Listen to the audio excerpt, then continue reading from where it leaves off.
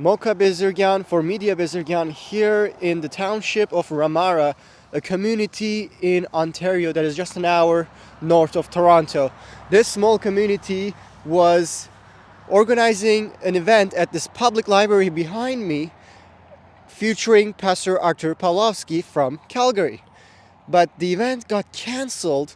We were going to have a peaceful revival meeting in there. It wasn't an issue of politics or parties or anything like that. But this mayor, this CAO, made it political. I mean, this is a community hall, so it's a publicly funded building. And they allow, and I know for a fact that they had LGBT events here, even recently so. But of course, when it's a Christian, when it's something that they deem too political, they cancel it and chain the doors. Like we're going to break in or something. So, it wasn't going to be political. It was actually going to be a Christian, look at the poster. It says revival meeting. What sort of an example does this set for Christian communities across the country? Well, that we are not welcome here, right? So they're going to cancel all our venues. They're going to discriminate against us, but the LGBT, they can have their events, right? Like this is a cancel culture to send us a message that we can't have our events, that we're not welcome in our own country. I mean, this is discriminatory, and this township should be ashamed of that. And this mayor or CEO, whoever runs this township, should be fired. What do you think of them chaining the doors? Is it normal for them? They're afraid of the people is what I think, because it's all run by the United Nations now. It's all politics that people don't know about. It's politics. It's dirty politics is what it is. If it was a drag queen story hour... Right, or Black Lives Matter, or Antifa. Oh, stand back, everybody, let them in. But you've got good, friendly, freedom-loving people. They call it political. There's nothing further from the truth. It's not political. They're being political, stopping the people from having free speech. On another note, what if it was political? What's the problem with that? Right. Don't we live in a democracy? Apparently not. We're in tyranny now. We're on our way to communism. Well, I know Mayor Basil Clark. I used to live in Ramara, and I'm really surprised. I know, Basil, that you have the power. You're above the CAO. You can fire that CAO. You have that power.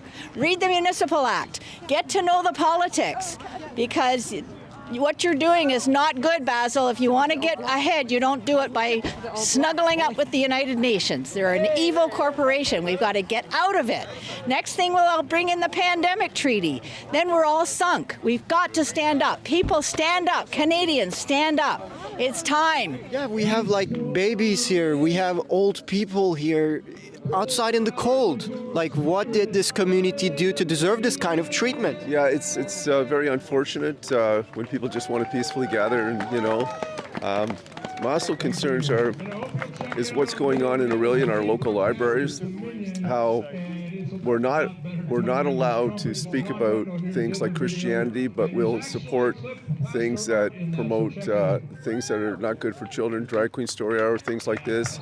I would like to say, as chairman of the Riding Association of the Christian Heritage Party here in Simcoe North, I find it despicable on the part of the township to not allow access to the building. Christian communities are going to try and force Christianity out of the public square. I understand we've had a drag queen thing here in the past, and I called the mayor about it then, and he claimed that was out of his control. I mean, think about it. This is a Christian revival event. This is a prayer meeting, and what the community hall, what this crazy person did, come and have a look. I mean, it's unbelievable. Chaining community halls from the people that pay for the community hall. Is that not insanity?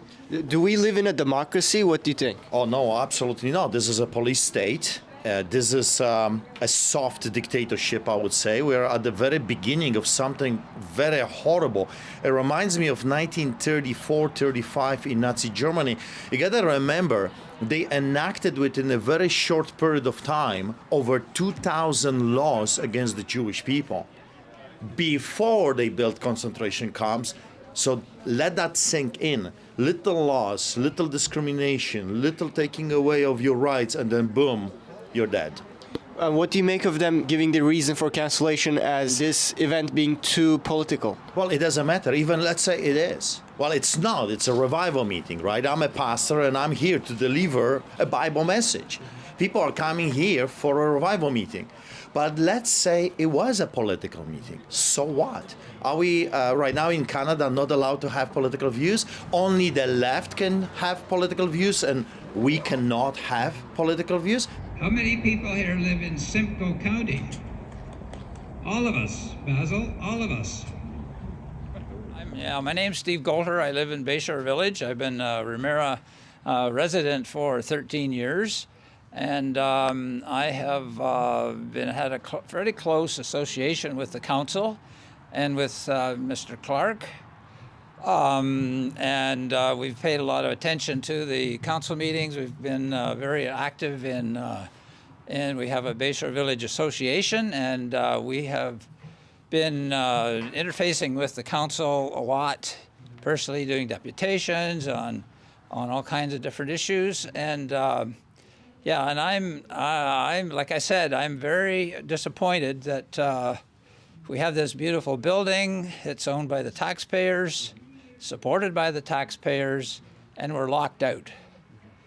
This is completely unacceptable to me and to many of my neighbors.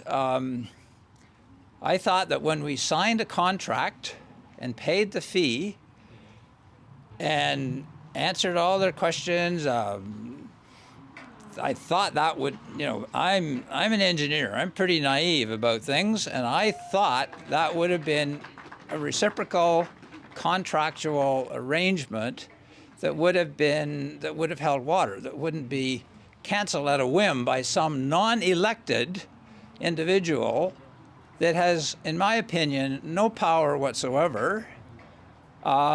This is just feeding into the WEF agenda, where they're trying to take over all of the governments, all of the city governments, provincial, federal, everything, every aspect of government is being taken over by the WEF, the World Economic Forum, and this is proof positive that they're trying to control the agenda, and they don't want us to hear the truth. They want to suppress the truth. They don't want us to be spiritual. I was at the council meeting when we took prayer off of the agenda. We no longer say the prayer in the town council. And I think that is disgusting.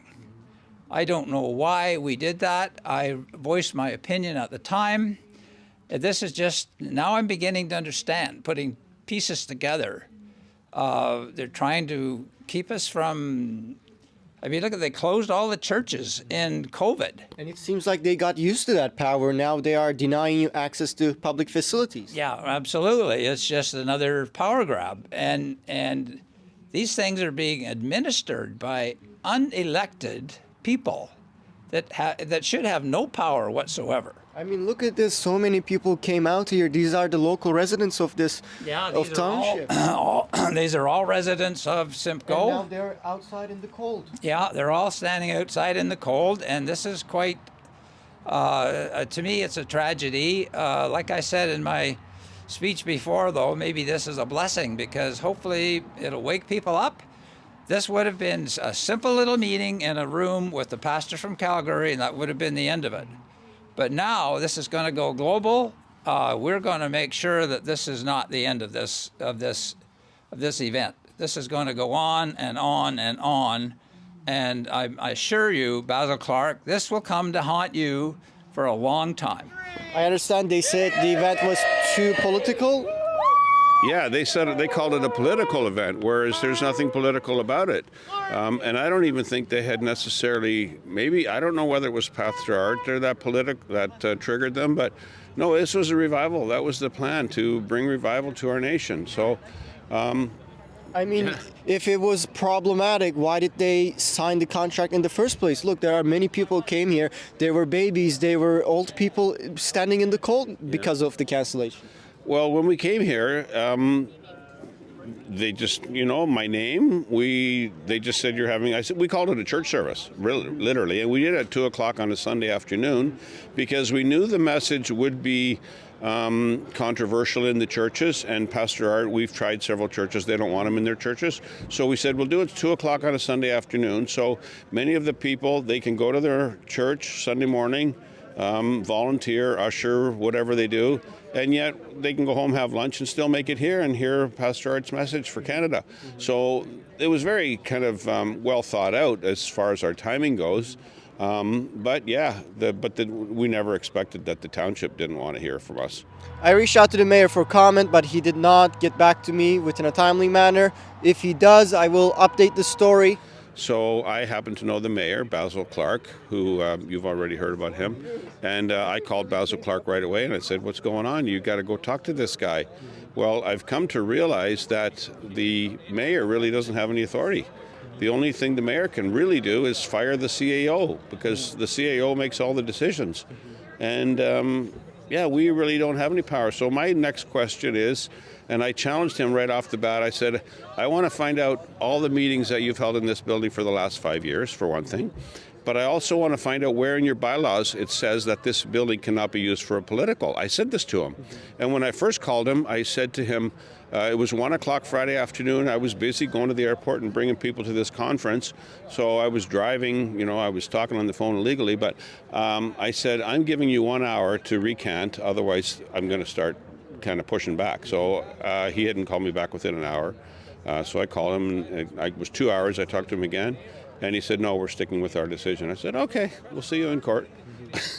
Are you planning on suing them? Well, I think we have to do something, because what we're seeing here is the thin edge of the wedge in a very small township in rural Ontario.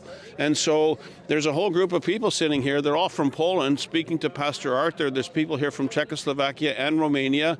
And yourself, I'm not sure if you're from Turkey. Calgary. From Calgary. But so this is how it works. It's a very diverse crowd. But what it is, it's a little step, a little step, a little step, a little step. And then you go back 2 years later and you say, Hokie Nelly, what happened? We've lost all our freedoms. Well, it's because you let every little step go unchallenged. And we're not doing that here. We're not doing that, Mr. What's his name again? Drink water or drink face or whatever.